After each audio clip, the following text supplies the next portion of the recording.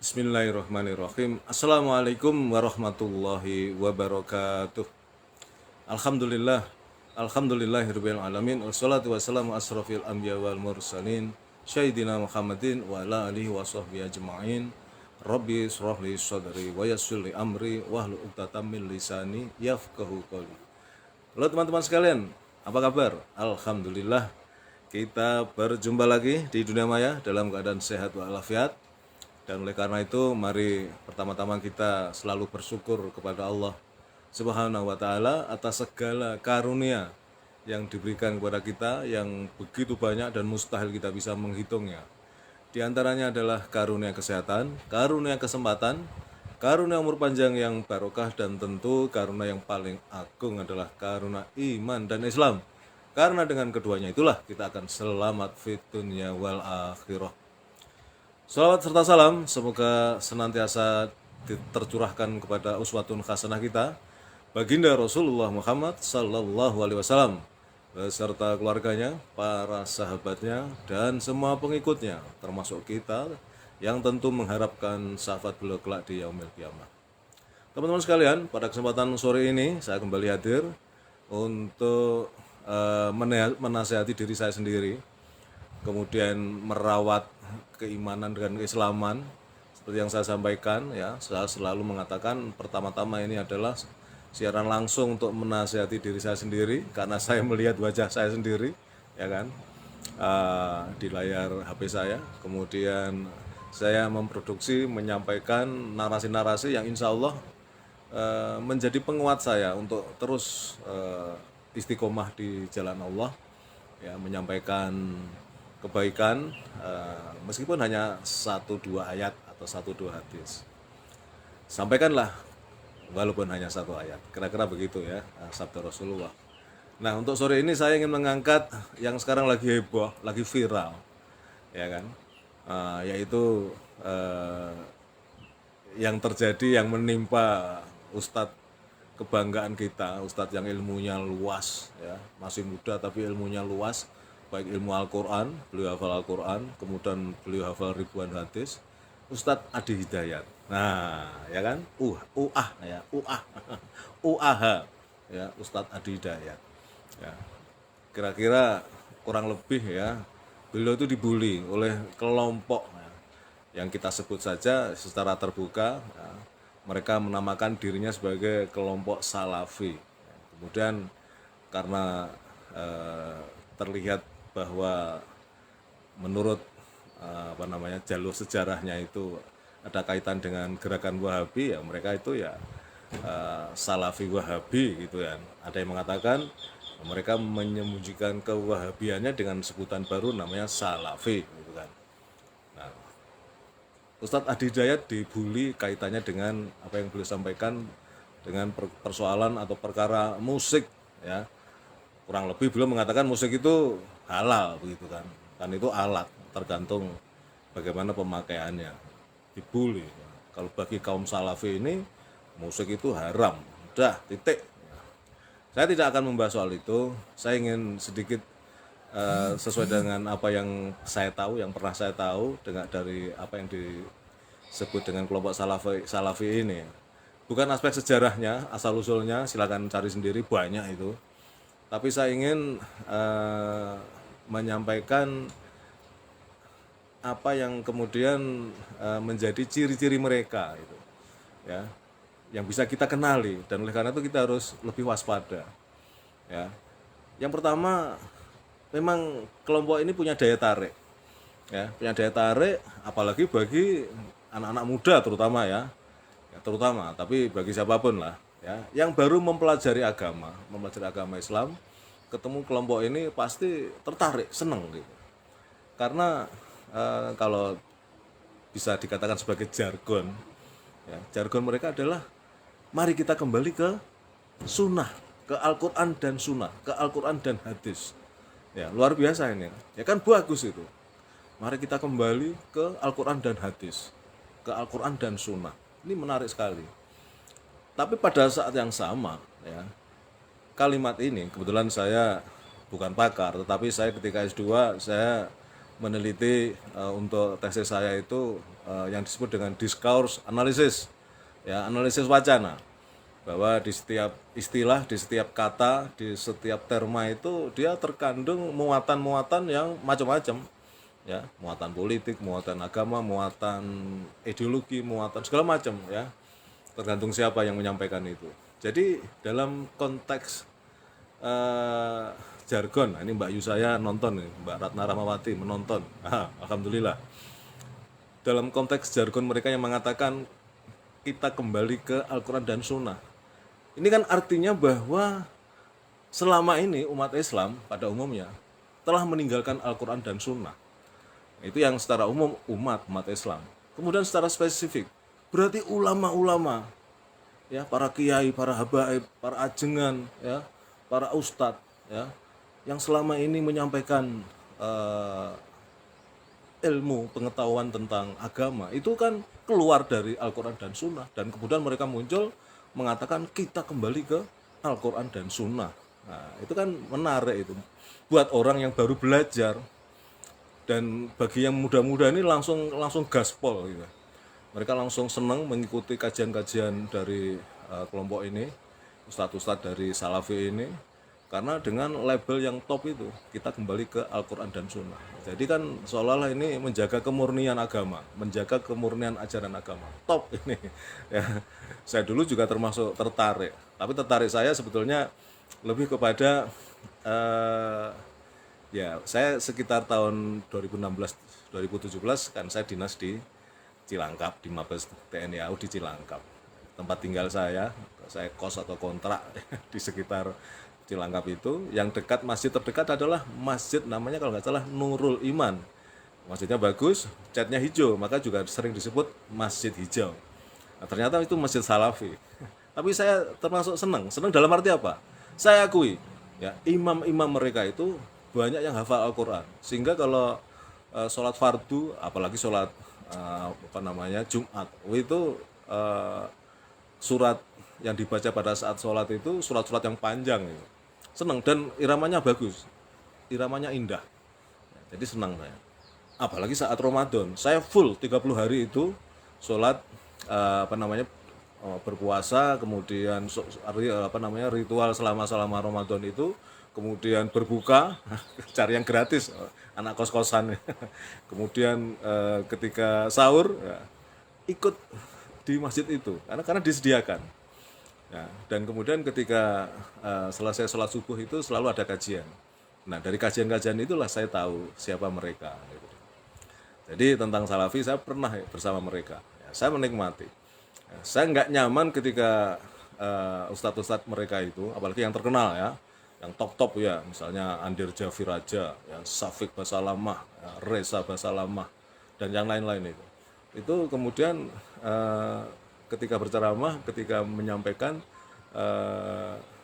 tentang dalil-dalil atau amalan-amalan umat Islam yang dianggap bid'ah, termasuk mereka itu paling anti dengan perayaan Maulid Nabi yang dianggap bid'ah. Dan kemudian, nah, ini Pak Kiai Didi Yulianto Alvarezi, ini teman saya, ini kiai juga, ini kiai dari Pari juga nonton. Halo Pak Yai, ya, tampil dong Pak Yai, ya, ceramah. Sampaikan walaupun hanya satu ayat. Beliau ini kemarin mengomentari jenggot saya ini, karena ikut nganu katanya. Jangan lupa Pak Yai Yulianto, Didi Yulianto Alvarezi. Alvarezi itu dari Pare maksudnya. Kiai Haji siapa itu pendiri NU itu, jadi lupa saya. Hasyim Asy'ari, ya. Itu juga jenggotan. Bukan karena ini nganu. Aduh, jadi terputus nih ceramah saya ini. Ya, kembali kepada persoalan Salafi. Jadi mereka itu pokoknya urusannya segala hal yang tidak dicontohkan oleh Rasulullah bid'ah. Dan bid'ah buat mereka itu hanya satu, dolalah. Nggak ada bid'ah hasanah, itu nggak ada buat mereka. Waduh, luar biasa ini. Makanya di akun Facebook saya sematkan, ya, sebuah video ceramah dari seorang syekh dari Timur Tengah yang sangat bagus, yang ingin meluruskan pendapat dari kaum Salafi Wahabi ini tentang itu tadi, ya, dalil bahwa yang tidak dicontohkan oleh Rasulullah itu adalah haram, bid'ah. silakan, itu saya sematkan. Jadi tidak akan turun ya. Walaupun saya bikin status, dia akan tetap di atas karena saya anggap itu penting ya, biar orang-orang nonton atau mendengarkan penjelasan dari beliau itu ya. Salah satu contohnya itu beliau mengatakan tentang Al-Quran. Al-Quran itu bid'ah karena muncul dalam bentuk buku itu pada masa Khalifah Utsman bin Affan. Nah ini kembali saya ingat lagi nih. Ini saya ceritanya ngalur ngidul, tidak runtut, tapi apa yang saya ingat begitu aja ya. Tentang Al-Quran ini. Suatu ketika ya, Masjid Nurul Iman ya, Masjid Hijau, Masjid Salafi ini. Nggak tahu kenapa pada saat sholat Jumat itu khotibnya itu mungkin semacam kecolongan, tapi juga aneh kan, mestinya mereka khotib itu diundang di list ya, ada daftarnya. Itu khotibnya itu mungkin orang Nahdien. Dalam ceramah atau khutbahnya itu beliau mengatakan bahwa Al-Quran adalah bid'ah hasanah yang terbesar. Wah, keren kan? Beliau mengatakan, mengapa disebut bid'ah hasanah terbesar? Karena memang Rasulullah tidak memerintahkan untuk menulis Al-Quran dalam bentuk mushaf ya. Dan itu kemudian baru muncul ketika Khalifah Utsman bin Affan ya. Nah lucunya kaum salafah ini kan juga menggunakan Al-Quran, memakai Al-Quran mushaf ya, yang notabene itu bid'ah. Nah apa yang terjadi ya, selesai khutbah, selesai sholat Jumat itu khotibnya itu kemudian dalam istilah saya disidang terutama oleh yang muda-muda ya, kaum salafi yang muda-muda di masjid itu di dalam bentuk lingkaran dia disidang itu. Mengapa Bapak menyampaikan materi seperti itu? Bla bla bla bla bla bla gitu. Wah, saya tinggalkan aja. Tapi pas saya keluar dari masjid itu, beberapa jamaah yang mungkin sudah salafi garis keras itu, orang kayak begituan dijadikan khotib. Kurang lebih seperti itu, pakai bahasa Betawi gitu. Nah, ini cerita tentang pengalaman saya bergaul dengan kaum salafi. Jadi kembali lagi, Salafi ini kelompok yang kemudian merasa paling benar. Pokoknya yang tidak sama dengan mereka itu salah, sesat. Dan kemudian ciri khas mereka, ustadz-ustadz mereka itu setiap kali ceramah selalu mengutip hadis. Hadis ini memang sahih. Ya, saya pernah konfirmasi ke ustadz saya itu hadis itu sahih. Saya nggak hafal ya. Tetapi artinya itu kurang lebih di sepenggalan bagian akhir itu mengatakan bahwa segala perkara yang diadakan itu adalah bid'ah. Nah, ini artinya dalam hadis itu. Dan semua bid'ah adalah dolalah, ya kan? Dan kalau bid'ah dolalah itu finnar, masuk neraka. Itu ciri khas mereka. Ya. Tapi kan itu seolah-olah ingin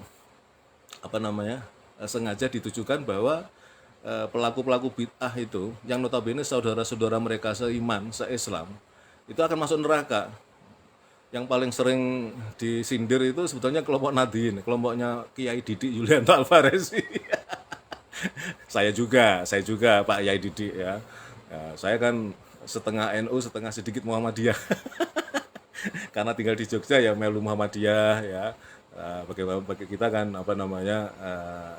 menurut istilah kayak Ustadz Abdul Hadromi ya, mantan ya, kata Pak Kiai Didik ini pensiunan salafi yang di Malang itu ya. Jadi kita harus cerdas ya, kita tinggal di lingkungan Muhammadiyah ya udahlah kita ikut Muhammadiyah dalam beberapa hal ritual ya. Tapi kalau saya pas lagi berada di kaum Nahdien ya kunutan nek subuh, kira-kira begitulah. Ya, jadi kembali ke masalah kelompok salafi ini. Ini cerita ngalor ngidul. Ya, sementing saya gayeng pengen menyampaikan apa aspirasi saya. Perlu kita padai, ya, karena mereka selalu begitu, ya. Jadi suka membid'ahkan. Yang paling ngeri itu gini, kelompok mereka itu berpendapat bahwa orang tua Nabi Muhammad, Rasulullah, sosok yang sangat kita cintai dan kelak kita harapkan syafaatnya di yaumil kiamah.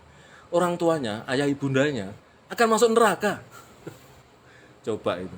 Mereka berpendapat seperti itu. Dan kemudian saya mendengarkan penjelasan dari Gus Baha, mendengarkan dari Habib Rizik Syihab, dan yang terakhir dari Habib